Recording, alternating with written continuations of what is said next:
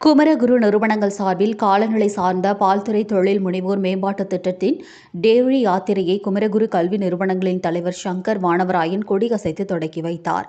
குமரகுரு கல்வி நிறுவனங்கள் சார்பில் கோயம்புத்தூரிலிருந்து தமிழகம் உட்பட 5 மாநிலங்களில் பின்பற்றப்படும் பால் பண்ணை தொடர்பான சிறப்பான நடைமுறைகள் பற்றி இத்துறை சார்ந்த தொழில் முனைவோர் அறிந்து கொள்ள பால் பண்ணை யாத்திரை என்ற கற்றல் பயணம் கோவையிலிருந்து துவங்கியது. சுற்றுச்சூழல் பாதுகாப்பு நிதி அமைப்புடன் குமரகுரு கல்வி நிறுவனங்கள் இணைந்து சுற்றுச்சூழலுக்கு பாதிப்பு ஏற்படுத்தாத ஸ்மார்ட் பால் பண்ணை தொழில் முனைவோர்களை மேம்படுத்தும் நோக்கில் முன்னெடுக்கப்படும் திட்டத்தின் ஒரு பகுதியாக இந்த யாத்திரை துவங்கியது. இந்த யாத்திரையின் கீழ் 40க்கும் மேற்பட்ட பால் பண்ணை தொழில் முனைவோர் தமிழ்நாடு, கர்நாடகா, மகாராஷ்டிரா, குஜராத் மற்றும் ராஜஸ்தான் ஆகிய 5 மாநிலங்களில் 6000 கிலோமீட்டருக்கு மேற்பட்ட தூரம் பயணம் செய்து பால் பண்ணையில் முன்னணி கண்டுபிடிப்புகளை ஆராய்கின்றனர்.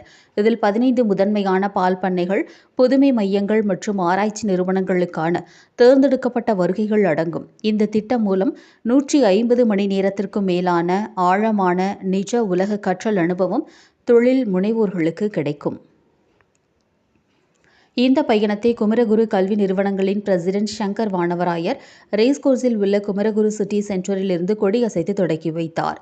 இந்த யாத்திரையால் இந்தியாவில் பால் வளர்ப்பு எப்படி அணுகப்பட வேண்டும் என்பதை மீண்டும் வரையறுக்கிறது. இது பால் வளர்ப்பை வாழ்வாதாரம் மட்டுமல்ல, காலநிலை எதிர்ப்பு, அறிவு மற்றும் கண்ணியம் கொண்ட ஒரு தொழிலாக மாற்றுகிறது.